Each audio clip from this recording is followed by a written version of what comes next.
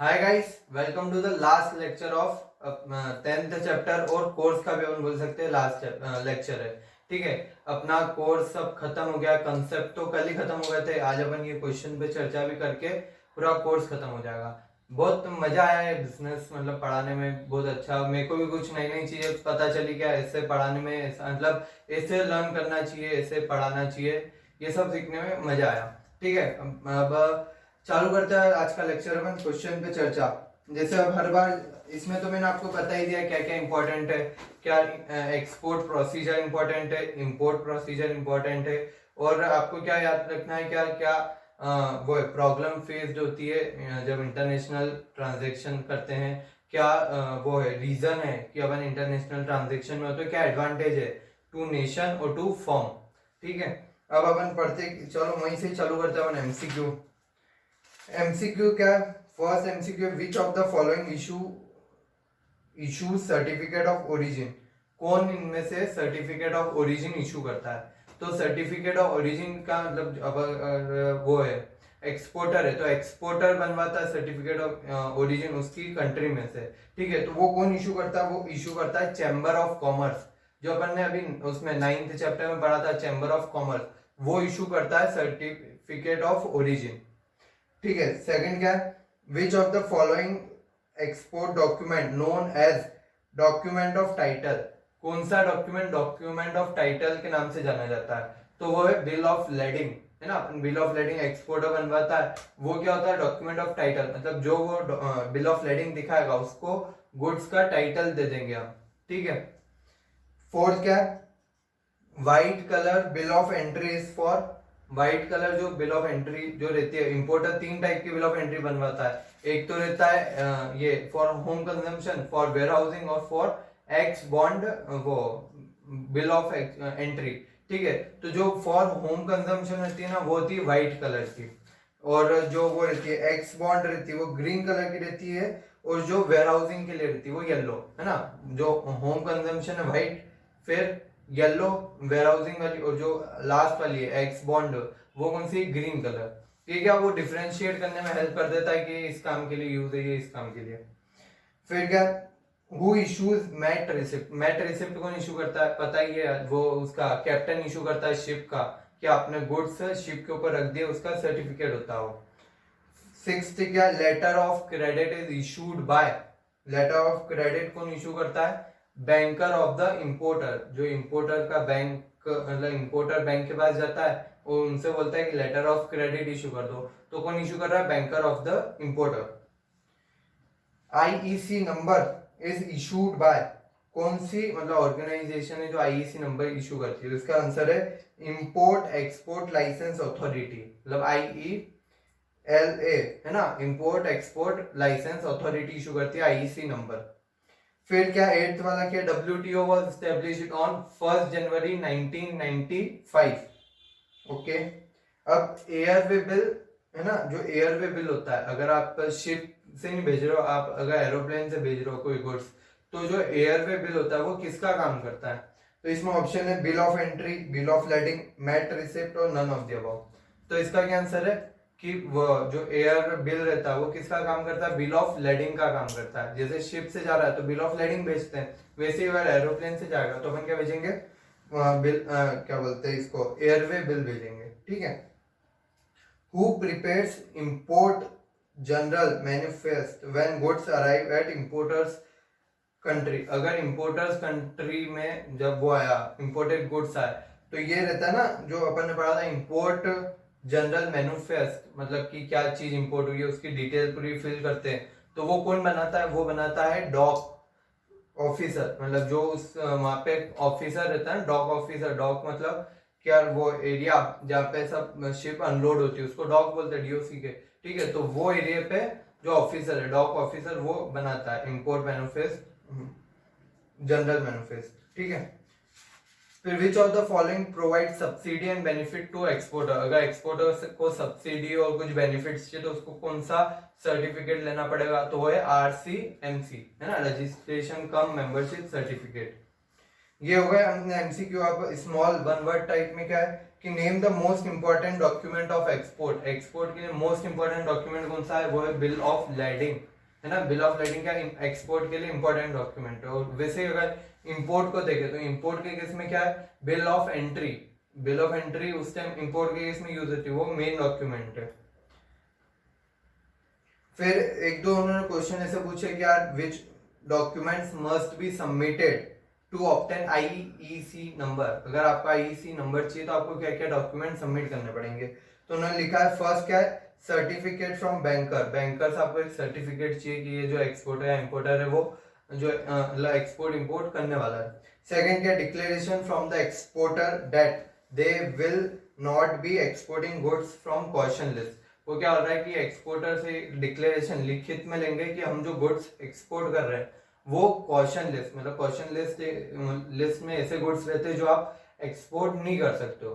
तो क्या हो रहा है कि जो क्वेश्चन लिस्ट में जो गुड्स है वो हम एक्सपोर्ट नहीं करेंगे, उसको छोड़ के दूसरे गुड्स ही करेंगे। फिर who can issue RCMC certificate, ठीक है। तो कौन कौन आरसीएमसी इशू कर सकता है, तो फर्स्ट है एक्सपोर्ट प्रमोशन काउंसिल, सेकेंड है federation of Indian export organisation, और थर्ड है एक्सपोर्ट डेवलपमेंट अथॉरिटी। क्या होगा, export promotion council, export federation of Indian export organisation, और थर्ड है एक्सपोर्ट डेवलपमेंट अथॉरिटी। ये क्वेश्चन 2 मार्क्स में मतलब बहुत बार आता है, मतलब वो पूछ लेते हैं टीचर्स क्या 2 मार्क्स में कि कौन कौन, पहले तो ये पूछ लेंगे आरसीएमसी क्या होता है, कई में यूज आता है, तो आपको डेफिनेशन लिखनी है। फिर पूछेंगे यार कौन सी ऑर्गेनाइजेशन आरसीएमसी इशू कर सकते हैं, तो आपको 3 नाम याद होने चाहिए। फिर क्या है, who is a document, what is document of title. Document of title क्या है, तो अपने को पता है डॉक्यूमेंट ऑफ टाइटल किसको बोलते हैं अपन, बिल ऑफ लेडिंग को। तो अपने को लिखना है bill of lading is called document of title. It is used by the shipping company, it is issued by the shipping company when the exporter surrenders the mate receipt. ये कब issue होता है, जब एक्सपोर्टर मैट रिसिप्ट जाके shipping company को देता है, तो शिपिंग कंपनी क्या इशू करती है, bill of lading. This document is called a contract of affreightment, इसको कॉन्ट्रैक्ट ऑफ अफ्रिंजमेंट भी बोलते हैं। Explain 3 types of principal export documents. कोई से भी 3 type of principal export documents बता दो, क्या क्या होता है। बिल ऑफ लेडिंग हो गया, फिर इंश्योरेंस पॉलिसी हो गई, फिर क्या हो गया, पैकिंग लिस्ट हो गई, सर्टिफिकेट ऑफ इंस्पेक्शन हो गया, कमर्शियल इनवॉइस हो गए, और बिल ऑफ एक्सचेंज हो गया, सर्टिफिकेट ऑफ ओरिजिन हो गया। तो इनमें से कोई से भी आपको 3 बताने हैं, ठीक है। Why do exporter demand letter of credit.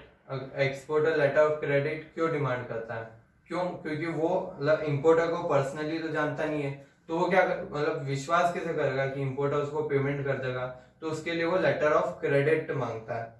Exporter demand letter of credit to minimise the risk of non payment by importer. Importer के थ्रू अगर नॉन पेमेंट होता है उसके रिस्क को कम करने के लिए वो क्या करता है, लेटर ऑफ क्रेडिट मांगता है। अब अपन पढ़ते हैं केस स्टडी, या जो बड़े 5 मार्क्स के क्वेश्चन वो पढ़ते हैं।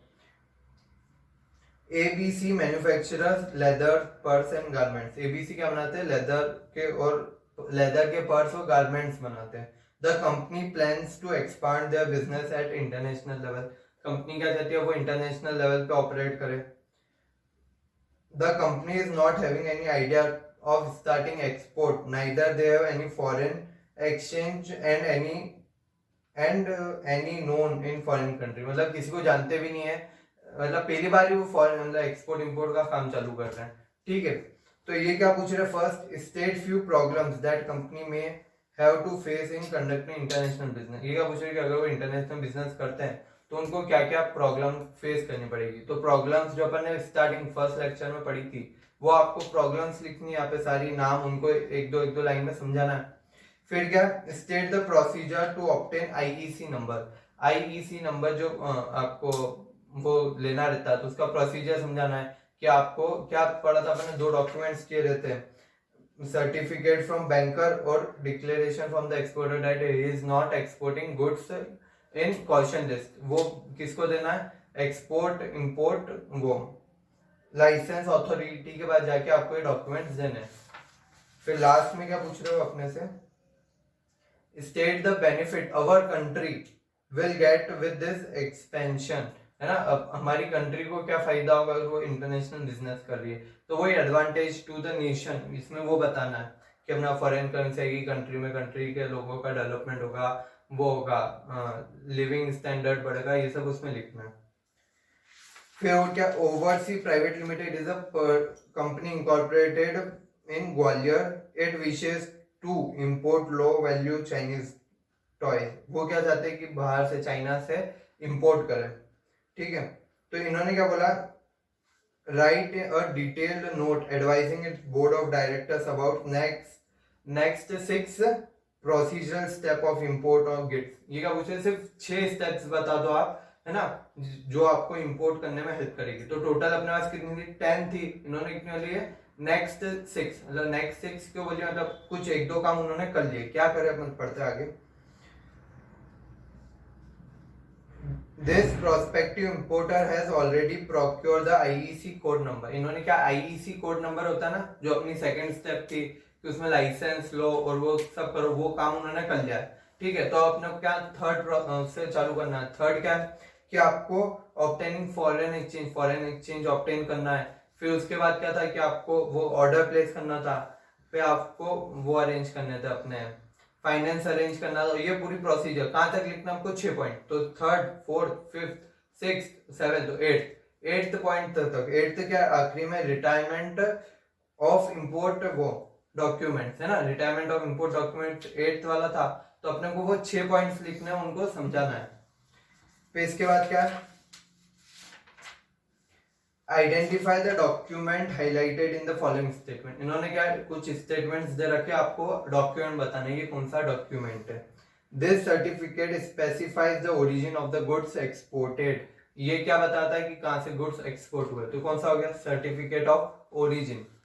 This document is issued by the commanding officer of the ship to exporter after the cargo is loaded on the ship. ये कब होता है, जब कार्गो शिप पे लोड हो जाता है, तब उसका जो कैप्टन रहता है वो इशू करता है। तो ये कौन सा हो गई, मैट रिसिप्ट हो गई।